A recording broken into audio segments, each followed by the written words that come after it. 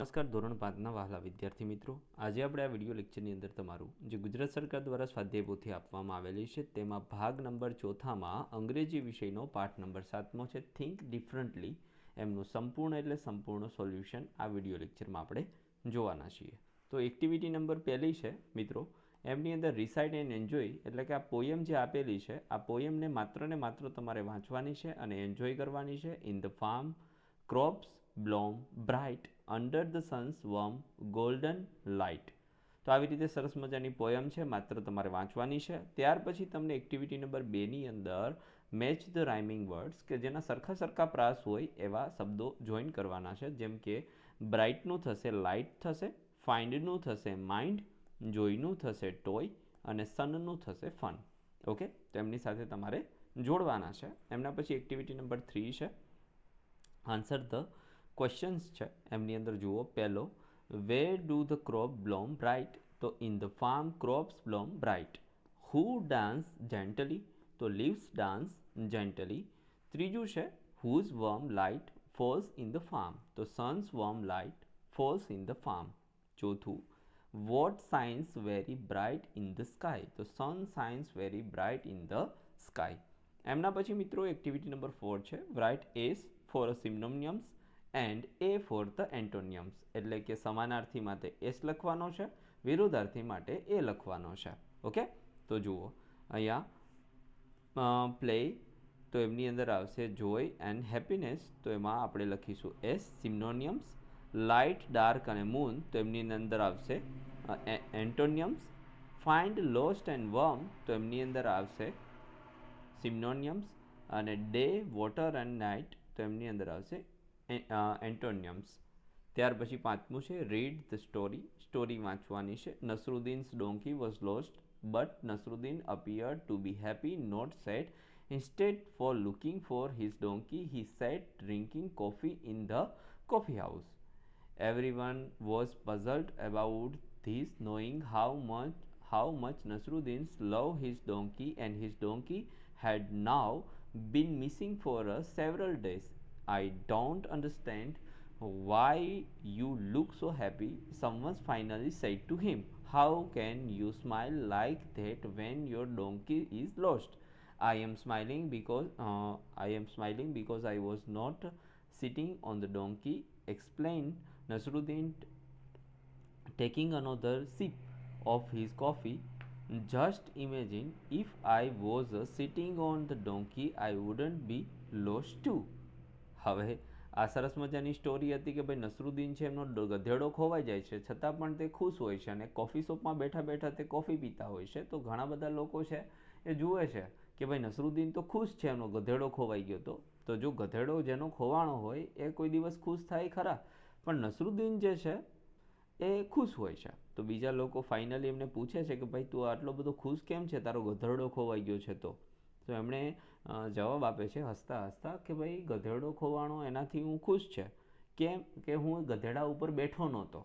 Okay, હું જો ગધેડા ઉપર બેઠો હોત તો I would be lost to, એટલે કે જો હું ગધેડા ઉપર બેઠો હોત તો હું પણ ખોવાઈ જાત, પણ હું ગધેડા ઉપર નહોતો બેઠો એટલે માત્ર ગધેડો જ ખોવાણો છે, એટલા માટે હું ખુશ છું. આવી સરસ મજાની પોયમ હતી, વાર્તા હતી. એમાંથી આપણે થોડા આન્સર આપવાના છે કે હુઝ ડોંકી વોઝ લોસ્ટ, કોનો ગધેડો ખોવાઈ ગયો, તો નસરુદ્દીનનો. What was Nasruddin drink, Nasruddin શું પીતો હતો, તો coffee. Why was Nasruddin smiling, શા માટે નસરુદ્દીન છે એ હસતો હતો, તો he was not on the donkey, કારણ કે ગધેડા ઉપર બેઠો નહોતો એટલા માટે હસતો હતો. Find the opposite word of happy, હેપીનું થશે સેડ. ત્યાર પછી એક્ટિવિટી નંબર 7 છે read the passage and encircle the incorrect words in the given sentence, એટલે કે જે ખોટા શબ્દો છે એને ચેકી દેવાના છે. તો અહીંયા જુઓ આપણે ચેકી દીધા છે, આ બધા જે ચેકેલા શબ્દો છે પણ તમારે ચેકી દેવાના છે. ત્યાર પછી 8મી એક્ટિવિટીની અંદર તમારે અહીંયા ઇન્વિટેશન કાર્ડ આપેલું છે ને એમના પરથી થોડા ક્વેશ્ચન્સ છે એ તમારે આપવાના છે જવાબ. જેમાં પહેલું વેન વોઝ વિયા બોર્ન, તો Viya was born in 1st May. બીજું where will you go for the party, I will go 7/3 Sangini villa Modasa, ત્યાં આપણે જવાનું છે. ત્રીજું છે party will start at 6 PM, does Viya has a mobile? Yes, she has a mobile. What is your date of birth? My date of birth is 2/3/2060. નવમું છે match the sentence with the picture. તો એમાં પહેલું જે sentence છે એમાં એ આવશે, બીજા સેન્ટેન્સમાં બી આવશે, ત્રીજા સેન્ટેન્સમાં ઈ આવશે, ચોથા સેન્ટેન્સમાં એફ આવશે અને પાંચમા સેન્ટેન્સમાં સી આવશે અને છઠ્ઠા સેન્ટેન્સમાં ડી આવશે. ઓકે. ત્યાર પછી એક્ટિવિટી નંબર 10 છે write paragraph about your family with the help of given clues. તો અહીંયા જો માય નેમ ઇઝ વંશ કૈર, આઈ એમ 11 year old, I study in standard 6, I live in a small village. There are 4 members in my family. My father's name is Mr. Pratap Bhai. He is a farmer. My mother's name is Mrs. Lashuben. She is a housewife. I have one younger sister. My family is loving and caring. I love my family very much.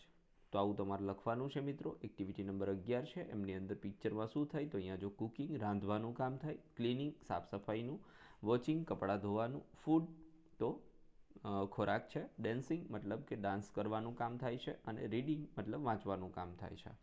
ત્યાર પછી activity number 12ની અંદર select the correct option and the rewrite paragraph. તો આની અંદર જે ખોટા શબ્દો છે એને ચેકવાના છે, તો આપણે ચેકી દીધા છે, જે તમારે ચેકીને ફરીથી ફકરો તમારી નોટબુકની અંદર લખવાનો છે.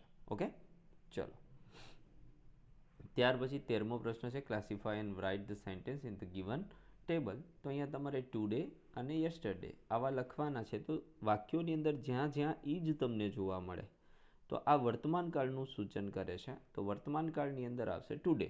ઓકે, ટુડે વર્તમાનમાં બધા જ ઈ જ વાળા વાક્ય આવશે અને વોઝ અને વર જે છે અને ભૂતકાળના રૂપો જેમાં પાછળ ઈડી લગાડેલું હોય, જો ઈટનું થઈ ગયું એટ અને બાયનું થઈ ગયું બોટ, આ બધા ભૂતકાળના રૂપો છે. તો એ બધા યસ્ટરડે મતલબ કે ભૂતકાળને દર્શાવે છે, જ્યારે ઈજ વાળું જે સેન્ટેન્સ છે તે વર્તમાનને દર્શાવે છે અને વર્તમાન હંમેશા ટુડેમાં આવશે અને ભૂતકાળ હંમેશા યસ્ટરડેમાં આવશે. તો આપણે અહીંયા ક્લિયર કરીને આપેલું છે. જુઓ, Mihir is dancing, Sheetal is playing cricket, Ajay is writing homework, my father is going to office, the kite is flying.